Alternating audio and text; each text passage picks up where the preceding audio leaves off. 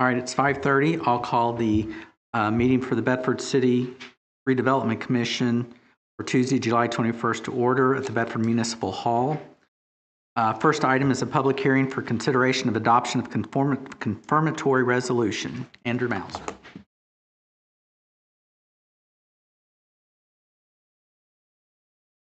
Good evening, Commission members. Andy Mauser with Baker Tilly, serve as Financial Advisor to the City and Redevelopment Commission.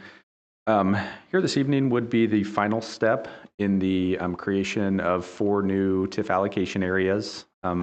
This was in front of you a couple months ago for your declaratory resolution. Since then has gone through Plan Commission and City Council approval, and now is back for you here this evening to hold a public hearing. And then your final step in the process would be to adopt a confirmatory resolution. On the Redevelopment Commission's behalf, we did send a copy of what's known as a tax impact statement. This was sent out to all taxing units that overlap the TIF areas, which includes the county, the township, the city itself, the school corporation, the library, and the solid waste district. All of those were delivered back on July 9th. We did have a slight hiccup with the copy that was mailed to the schools, but they received an emailed copy on the 10th and then received a physical copy that following week. So all units did receive copies of the tax impact statement at least 10 days before the public hearing here this evening. And this tax impact study outlines the impacts of creating the Wawa, Stone City, Limestone Edge, and Cardinal Crossing TIF allocation areas. Happy to just kind of go through briefly some of the material in the tax impact statement, and then certainly glad to answer any questions. But the tax impact statement outlines some of the history of your consolidated economic development area, as I'll go through in your TIF presentation here this evening. All of your allocation areas sit within your larger consolidated economic development area, and these 4 new allocation areas that would be created would all be within the consolidated EDA as well. 3 of the 4 allocation areas, so Wawa, Stone City, and Limestone Edge would all be removed from your existing TIF area and then reset into their own 25-year TIF allocation areas. The 4th project, which is Cardinal Crossing, sits just to the south of the boundaries of your existing TIF area. So as part of this process, we're actually expanding the economic development area to include that land. And then this project will be set as its own 25-year new TIF allocation area as well. Each of the 4 allocation areas will have a January 1, 2026 base date. And then, as I mentioned, each one will have its own respective 25-year life as well. The project or the tax impact statement also includes estimates for each of the projects. For Wawa, we're estimating assessed value increases of about $1.2 million. Which could result in TIF generated of about $37,000 per year. For Stone City, we're estimating an increase in assessed value of about $310,000, which would be an increase in TIF of about $9,000 per year. For Limestone Edge, assessed value side, potentially about $1.8 million increase, which would result in about $53,000 of additional TIF annually. And then for Cardinal Crossing, a potential increase of about $2.9 million of assessed value, which would result in TIF dollar increase of about $87,000 per year. So the tax impact statement does include those estimates. And then we also look at the impacts on your existing TIF areas, as well as the overlapping tax base. I would note that for the 3 projects that we're actually resetting out of your existing TIF areas, those projects are all currently positive in assessed value currently. So when we reset them into their own allocation areas, that base assessed value for each project will actually increase, which will return some assessed value back to the overlapping tax base, which is a good thing for the tax base as well. And we're estimating an increase of about $220,000 of assessed value to the overlapping tax base from that. The final piece of the impact statement just looks at impacts both from the project occurring with the TIF area, and then if the projects were to occur without the TIF, with the TIF area occurring again with that increase in the base assessed value, we would anticipate a slight decrease in the overlapping tax rates of about 6/100ths of a cent. And if the projects were to occur without the TIF area designation, The impacts on the overlapping tax rate would be about 1 cent per $100 of assessed value, which would bring total tax rates down from about $3.29 to about $3.28. So again, capturing the TIF, again, we're estimating about $9,000 from the Wawa area, about $32,000 from Stone City, $53,000 from Limestone Edge, and $86,000 from Cardinal Crossing. And those are dollars that you can continue to use to reinvest in infrastructure and other improvements within the consolidated TIF to continue to drive investment in there. With that, I would be glad to answer any questions. Otherwise, like I said, tonight's approval does require a public hearing, and then you'd be able to adopt the confirmatory resolution. Do I have any questions?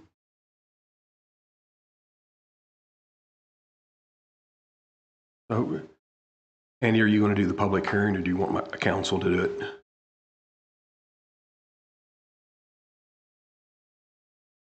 Okay, at this time, we'll open the public hearing on consideration of adoption of confirmatory resolution.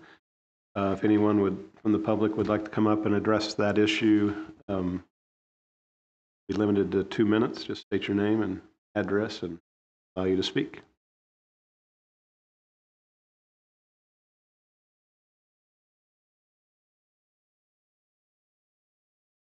Seeing none, we will go ahead and close the public hearing and proceed with the regular agenda. Okay, we'll call to order the regular meeting. First item is the reading and approval of the minutes from the June 16th regular meeting. Motion? I will make a motion to approve the minutes from the June 16th meeting. I second. Got a first and a second. Any questions or comments? Not all those in favor say aye. Aye. Any opposed? All right. Now, new business. Resolution 4-2026, confirmatory resolution. Andrew?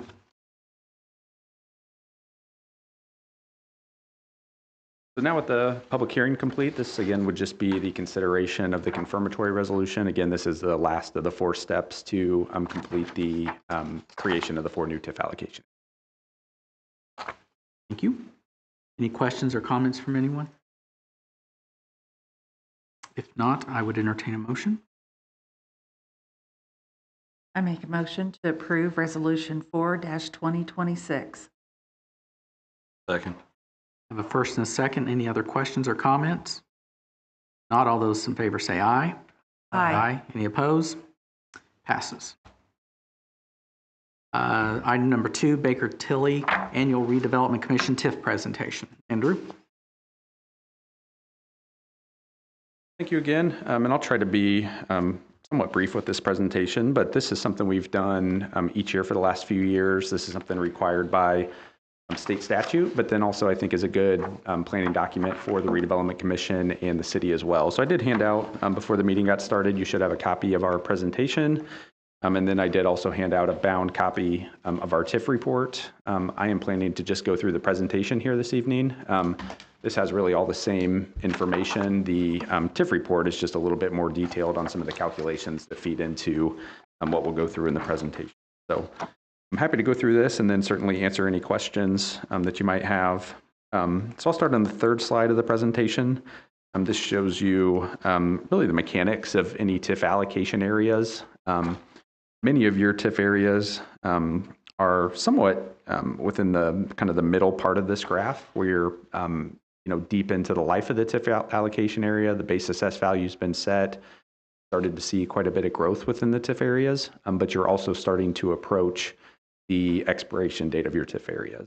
And all 3 of your existing allocation areas, as well as General Motors personal property, will all expire either in 2036 or 2039. So within the next 10 to 15 years, your existing TIF areas will, again, all expire. And that is important because at that point, all assessed value within the TIF areas will be returned to the overlapping tax base, which is represented by the red box on the right side of that page. I would note the new areas you just finalized the creation of here this evening. Again, those will all have their own 25-year lives.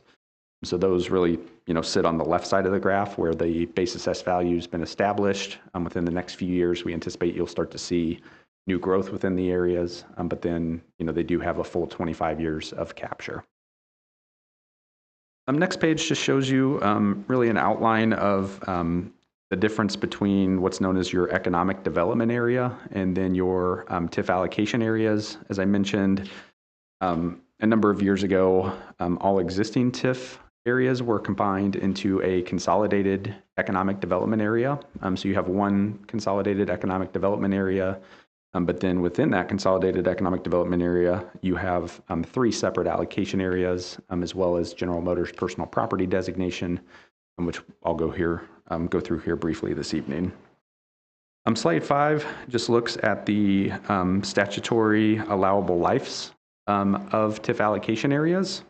Your EDA 1 allocation area, which is your oldest TIF area, was established between 1995 and 2008, so it has a 30-year lifespan. All other TIF allocation areas, including the 4 that were created here this evening, all are post-2008 areas, so they do all have 25-year lifespans. So next page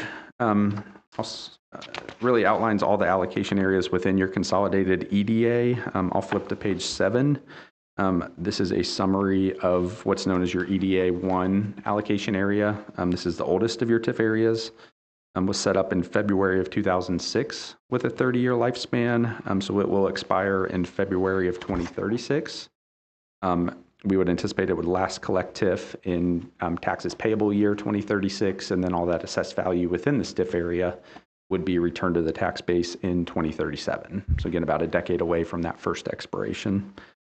And this area has been very healthy in the past few years. We've seen quite a bit of growth. In 2025, we estimated that you'd bring in about $1,547,000. Your actual collections for last year were right around $1,569,000. So you're actually right around 101% for the year, which is good. It means you've collected everything within the year, and there may have been delinquencies from the prior year that were collected in 25 as well. For 2026, we did anticipate growth. You'd have about $1,854,000 of TIF coming in, and through June of this year, you'd actually brought in about $953,000. You're at about 51% for the year, or really right on pace with where we'd hope you'd be for the half-year distribution. And I would also note, we don't have 2027 values within this presentation. We're currently working with the county auditor's office on the neutralization and certification of values for 2027, but preliminary values look very strong. We would anticipate within all 3 of these areas that you would have pretty healthy growth. And I'm happy to report back here in the next couple of weeks on what those numbers might look like. Next slide. Slide 8 takes a look at the Eastgate EDA 2 allocation area. This one was set up in 2010. It did have a 25-year lifespan, but that 25-year lifespan began when the 2015 bonds were issued. The TIF area will expire in 2040, and we would anticipate last TIF collections in 2039, and then that return of the assessed value to the tax base in 2040. 2025 TIF estimate right around $443,000. You actually brought in $445,000, so just slightly ahead of 100% collections in that area as well. And then for 2026, very healthy growth within that area. About $860,000 was the estimate. And through June of this year, you're at about $422,000, right around 49% for the half year. Again, right on pace with where we would hope you would be. And then the last piece is the downtown and north side, or your TIF 3. That was set up in February of 2013. Also had a 25-year lifespan from the 2015 bonds. So it will also last collect TIF in 2039 and then be returned to the tax base in 2040. Collections in 2025 were a little bit low. Brought in right around $347,000 for the year. Our estimate was about $378,000. We were at about 92% for the year in 2025. But I would note for 2026, we estimate about $597,000. In June, you brought in about $314,000, which is about 53% for the half year. So it appears some of what was missed maybe in 25 starting to be caught up here in 2026. So we'll keep an eye on that area through your December distribution. But again, it looks to be very healthy as well. And then the final piece of your TIF areas, it's important to note that your TIF areas only only collect real property assessed value, so any land and building improvements, with the exception of General Motors. TIF can only collect business personal property or equipment within facilities if that equipment is specifically designated, and the only designated taxpayer within your TIF areas is General Motors. So that designation of General Motors personal property also will expire, last collect in 2039, and then assessed value return to the tax base in 2040. But the General Motors TIF is very healthy. You brought in about $2.2 million in 2025. We'd estimate about just under $1.9 million in 2026. And that amount should stay pretty consistent going forward.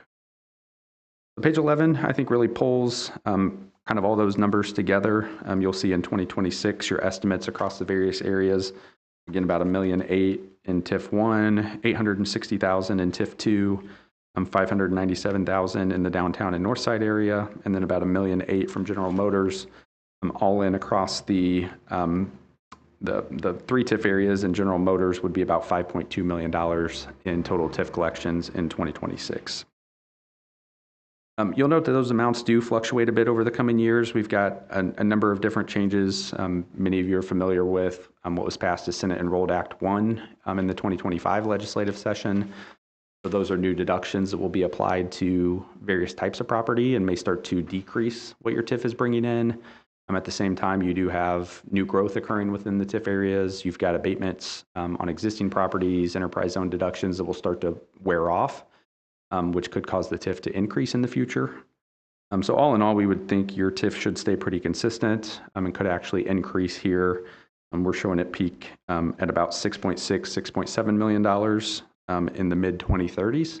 And then, as I mentioned, you'll start to see portions of the area expire after 2036. And then all TIF areas will expire after 2039. Again, over the next 10 to 15 years, looking at about $82 million of total TIF for projects and infrastructure improvements around the city. And then you'll just see that graphically represented on page 12. Again, the $5.2 million in total that you're bringing in 2026, and then the increases projected over the next few years. And then the expirations we'll see hit in 2037 and then after 2039. Slide 13 just looks at potential future projects. Got very healthy TIF areas, currently don't have any debt obligations, but the Redevelopment Commission, I think, has done a good job of utilizing TIF for various pay-as-you-go projects.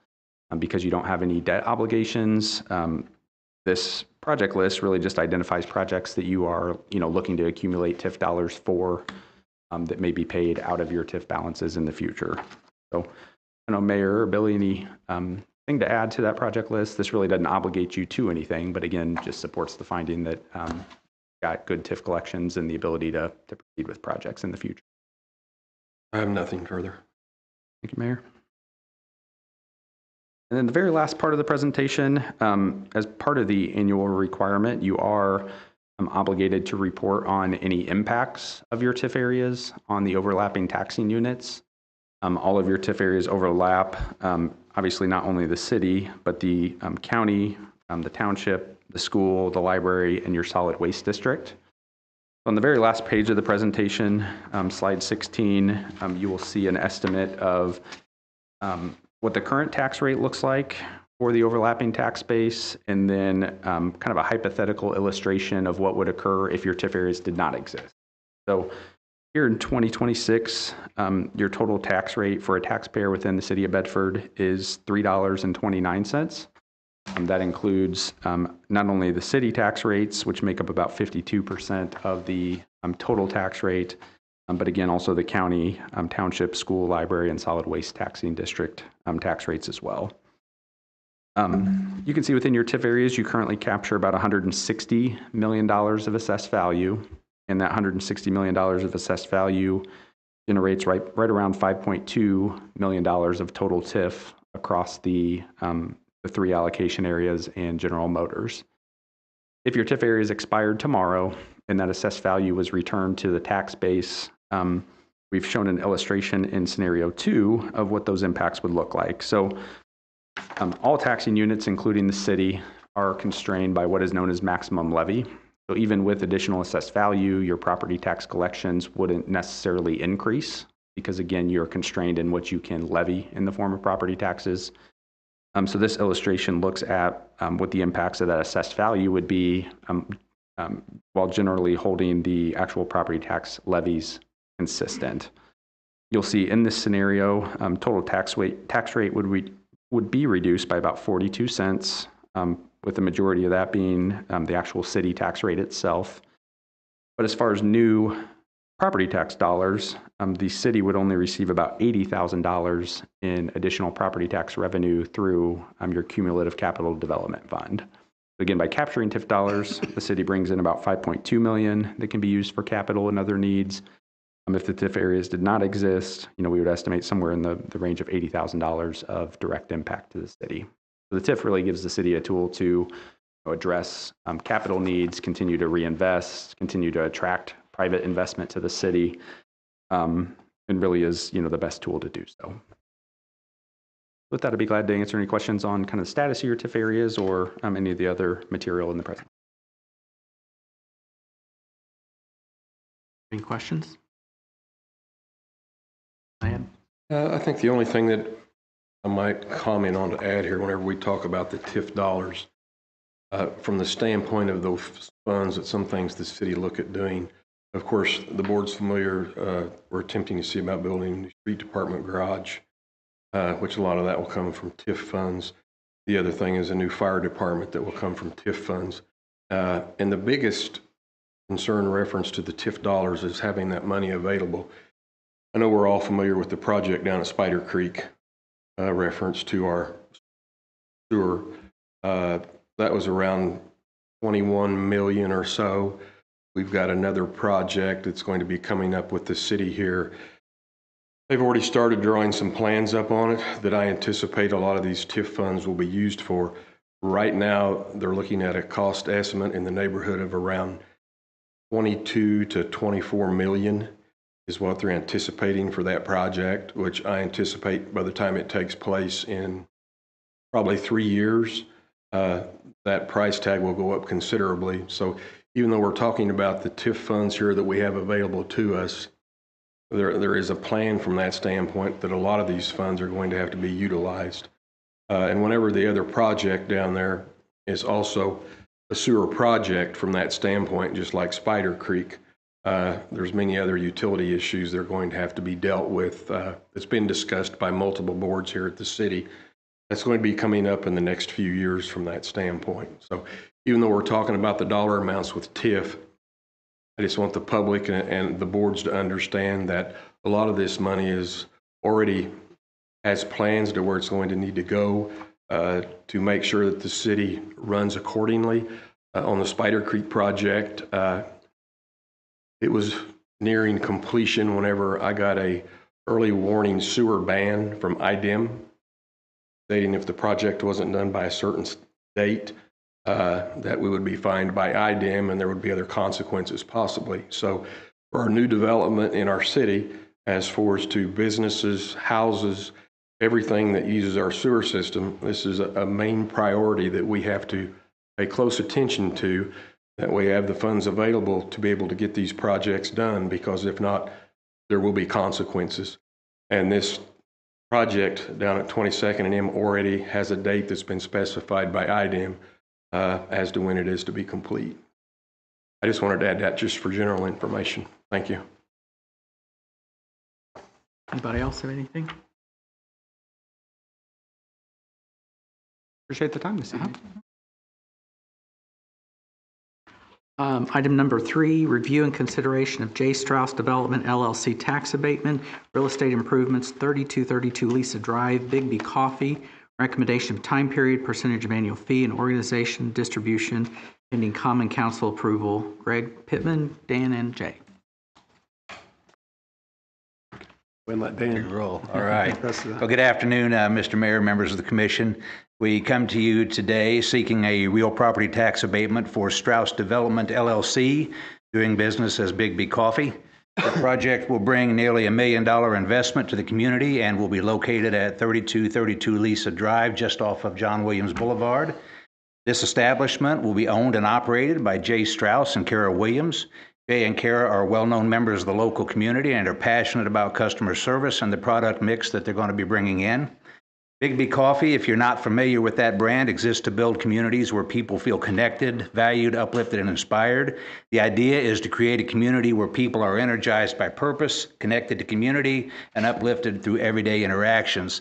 This location will be franchised by Strauss Development, LLC. We expect the local community to fully embrace these new products provided by Big Coffee from the minute they open their doors. There will be many positive aspects to this project in addition to the products that they serve. Once the abatement is expired, if it goes to the regular amount, we expect a nearly $10,000 per year increase in the annual property taxes above what is currently being paid on this particular parcel.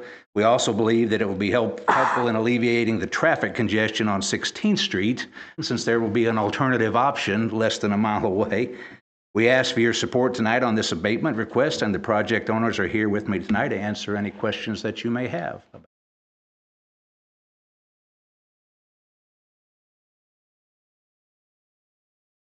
Questions? Okay. Thank you. I asked the commission members to score the application, and I received those numbers from all the members, Craig abstaining from the process. The results of the scoring was an average of 58. That results in a 6-year abatement under the ordinance. So I would recommend to the commission that you make a recommendation to the council to approve a 6-year abatement and a 15% fee to be allocated among the economic development entities that are listed in normal entities that we recommend: Bedford Redevelopment Commission, Lawrence County Economic Growth Council, Bedford Revitalization, Inc., and Bedford Urban Enterprise Association.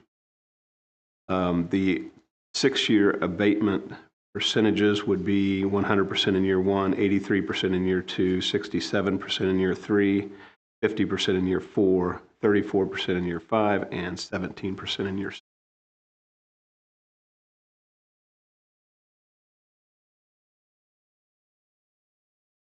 Questions? Entertain a motion. I will make a motion to approve the tax abatement for 6 years at the percentages that Greg noted. Go ahead and send that to the council for approval. I second. Okay. First and a second. Any other questions or comments? All those in favor say aye. Aye. Any opposed? I am abstaining. That will go to the council at 7 o'clock. Thank you. Appreciate it. Thank you. Anything else for discussion? I have nothing further. Not, I would entertain a motion to adjourn. I make a motion. I'll second. I have a motion and a second to adjourn. All in favor say aye. Aye. Or adjourn. Thank you.